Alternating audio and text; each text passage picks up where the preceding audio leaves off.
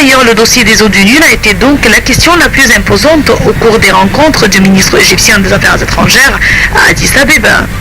Son homologue congolais a confirmé l'engagement de son pays et sa compréhension des appréhensions égyptiennes quant à l'utilisation des eaux du fleuve. Parallèlement, le chef de la diplomatie Sameh Choukri a présidé la délégation égyptienne ayant pris part de nouveau partenariat pour le développement de l'Afrique NEPAD en présence du grand leader africain. Le président sénégalais a indiqué que ce programme de partenariat cherchait à transformer l'Afrique en un sol fertile et attractif des investissements mondiaux.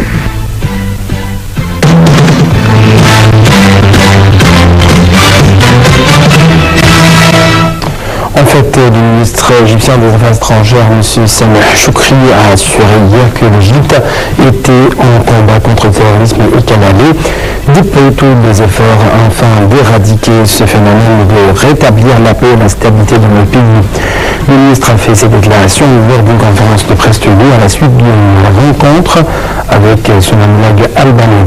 M. Choukri a signalé que l'Égypte faisait face à des complots internationaux régionaux visant à déstabiliser et à nuire plutôt ce pays.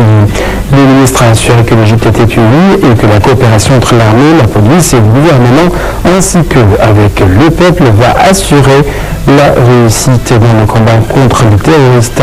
Parlant de sa rencontre avec son homologue albanais, le ministre des Affaires étrangères a indiqué que l'entretien porte sur le moyen de consolider les relations entre l'Égypte et l'Albanie dans tous les domaines.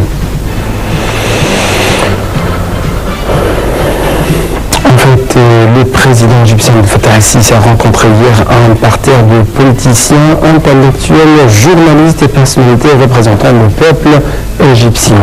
La rencontre qui a eu lieu au théâtre d'Al-Gala a regroupé entre autres le ministre de la Défense, cette fois surprise de l'Intérieur, Mohamed Ibrahim, Dr Ahmed Taïeb, Cheikh El-Azhar et le pape des Coptes, Tewodros II.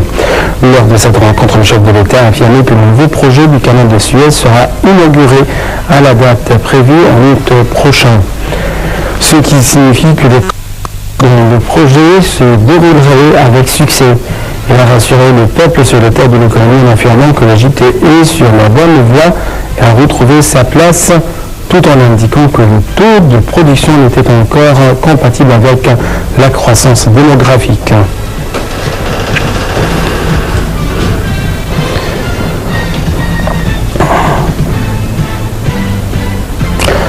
Entre-temps, le Premier ministre Ibrahim Mahlab a entamé hier une visite de 3 jours au Koweït. Le chef du gouvernement égyptien s'est entretenu avec l'émir du Koweït, Cheikh Sabah Al-Ahmed Al-Sabah, et des membres de l'organisme koweïtien des investissements.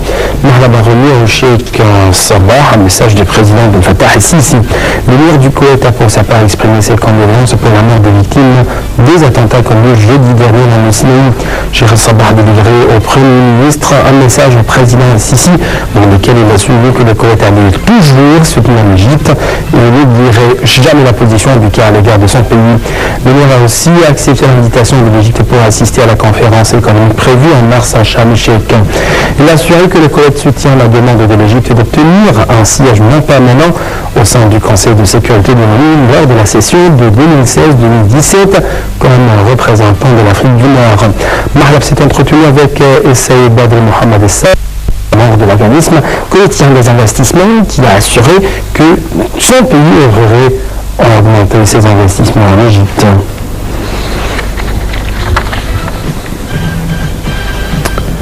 Passons au dossier de jugement, en fait, le verdict dans le procès pour espionnage de l'ex-président égyptien institué Mohamed Morsi, qui a encouru la peine de mort, sera rendu le 16 mai. Dans ce procès, Morsi et 35 co-accusés, dont des dirigeants de sa confrérie terroriste et de frères musulmans, sont accusés d'avoir comploté notamment avec le mouvement palestinien Hamas et l'Iran pour déstabiliser l'Égypte. Ils encourent la peine de mort, une cour criminelle du Caire à rendre à son verdict le 5 mai, selon un responsable du tribunal. La justice égyptienne doit en outre rendre le 21 avril son verdict dans un autre procès dans lequel Morsi et d'autres dirigeants des frères musulmans sont accusés d'avoir incité au meurtre des manifestants de l'opposition lorsqu'ils étaient au pouvoir. Dans une troisième affaire, le président destitué est accusé de s'être évadé de prison en 2011 avec la complicité présumée du Hamas et du Hezbollah. Enfin, dans un quatrième procès également pour espionnage, mais qui ne s'est pas encore ouvert devant le tribunal, l'ex-président doit être jugé avec 10 accusés pour la livraison présumée au Qatar des documents relevant de la sécurité nationale.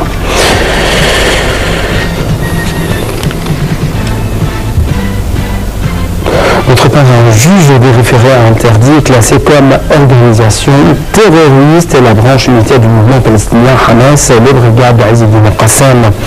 Les autorités en Égypte accusent des activistes plutôt du Hamas au pouvoir dans la bande de Gaza voisine de prêter main forte aux terroristes qui ont multiplié les attentats meurtriers contre les forces de l'ordre dans la péninsule du Sinaï.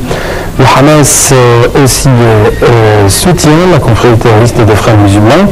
Le jugement d'aujourd'hui, plutôt de ce jugement, fait suite à la plainte de l'avocat accusant la branche armée du Hamas d'être directement impliquée dans des opérations terroristes dans le Sinaï.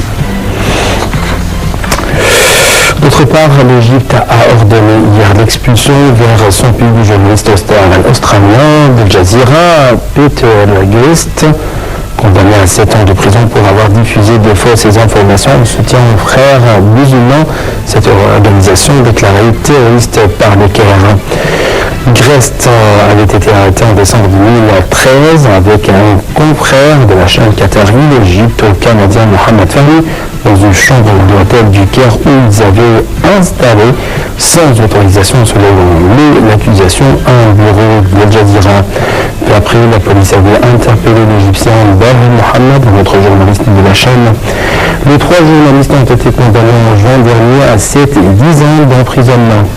La décision d'expulser Peter Guest vers l'Australie a été prise par un décret présidentiel, c'est ce qu'a déclaré un haut responsable du ministère de l'Intérieur.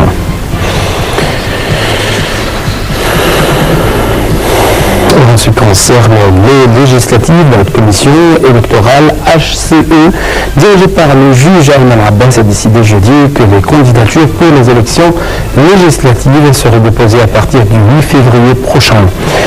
La campagne électorale de la première étape commencera du 26 février à 20 mars, tandis que la seconde commencera le 3 avril et prendra fin le 24. Entre-temps, la coalition de Wafd a tenu une réunion il y a quelques jours pour discuter des préparatifs pour les législatives et examiner les noms des candidats des listes électorales. Lors des discussions, certaines voix ont appelé à la nécessité de la coordination avec les autres coalitions et listes des candidats.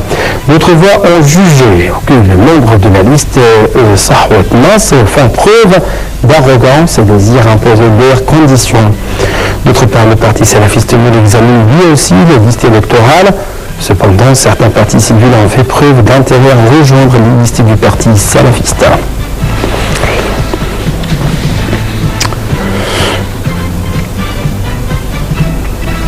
Le Premier ministre égyptien Brahim Mahlab a indiqué jeudi que le gouvernement travaille 24 heures sur 24 afin de résoudre le problème des investisseurs et des dilemmes ont été résolus sur ce plan, précisant que les décisions prises en la matière ne visent qu'un seul objectif, à savoir l'intérêt du pays.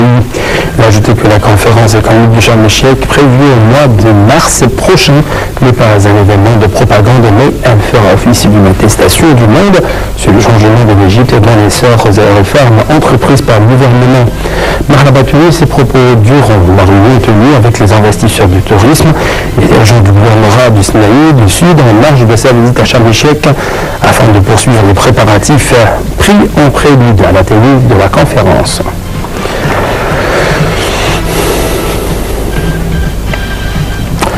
Le canal de Suez 2 sera prêt selon le calendrier prévu ou le calendrier fixé.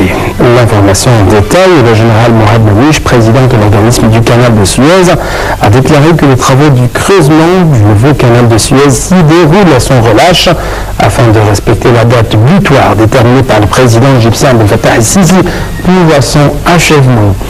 Il a ajouté que le taux de creusement du canal de Suez 2 dépasse le niveau normal. Il a en outre indiqué que les travaux prendraient fin à la date prévue fixée par le président Sisi, qui avait exigé de raccourcir au minimum la période de travaux pour pouvoir, dans le plus bref délai, accueillir un plus grand nombre de grands navires du monde entier.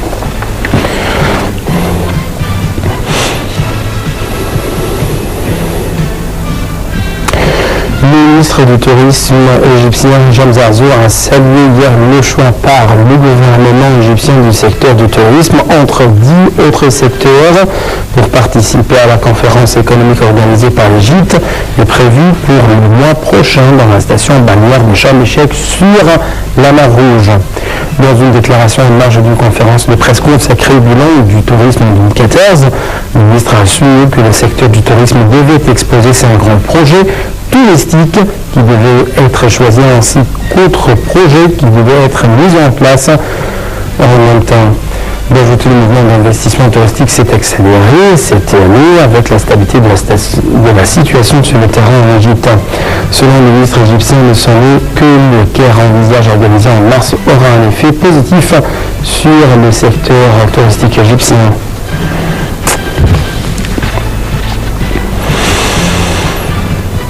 Le Premier ministre Ibrahim Mahmoud mercredi la 46e édition du Salon du Livre accompagnée d'une constellation de hauts responsables de l'État en tête desquels figure le ministre de la Culture, M. Ghabar Asfour. Il a fait le tour des principales tentes du Salon du Livre après avoir visualisé un film exposant les détails de cet événement culturel annuel. Donc plus d'explications et plus de détails dans ce commentaire. C'est Salam Arabi.